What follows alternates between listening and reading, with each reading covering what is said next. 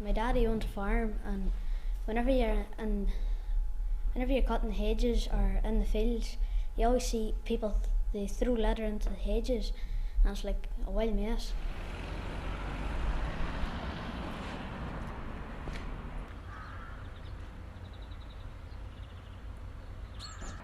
You have done this brilliant exhibition which we're about to see, and you've got support among yourselves. You're working together quite a bit. You've got support from some of your teachers, maybe all of your teachers. What other people in the community would you like to support you? Our parents, and the public, priests. Anybody else? Local shops. Local shops, yep. Anybody else? Primary schools.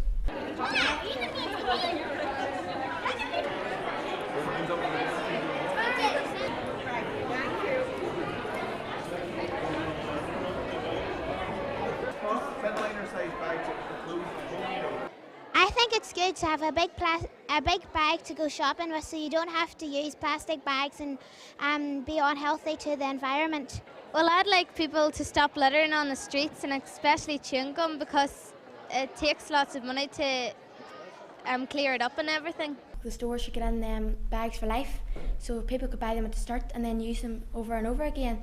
And I think everybody will get used to it, and there'll be no plastic bags again. We try and cut down on pollution. We put new link boxes on the tractors to not drop any silage for pollution to rivers.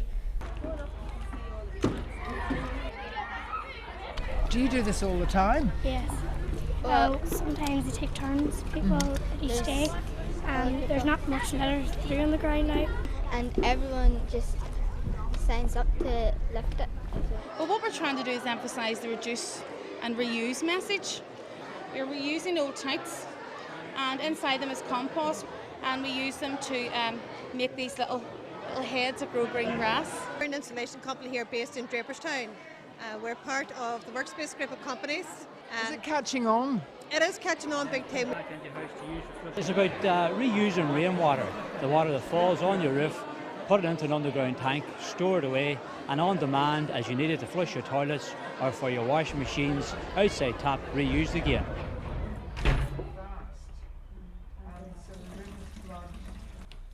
I think it's really good that St. Colm's is trying to help people to recycle.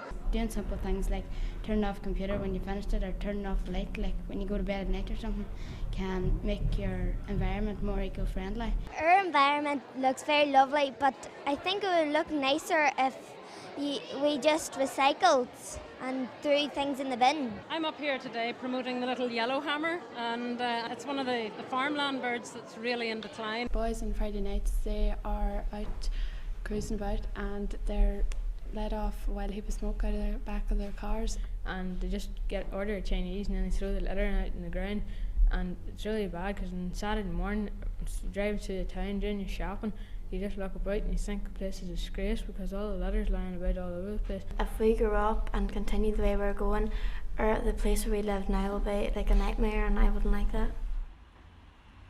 There's a place in Draperstown called the Planting where we do cross country, and that's where all the young people go down and drink and break all the bottles around the path, and people can fall and cut themselves, and it's very dangerous for animals as well. We done a clean up on the Planting last year as well, and didn't do much of a difference. About 2 days later it was in the same condition. Our school greenhouse had fallen apart. It was neither pupil or eco-friendly. My classmates and I decided to start a petition aimed at saving it. It turned out we weren't the only ones that were interested in saving it, as nearly 250 people signed our petition. Was it a lot of work to save this? We had far more help, and the more help we had, the easier it got for us. The greenhouse will no longer be seen as a target for vandals, but as a further step in our bid to saving the environment.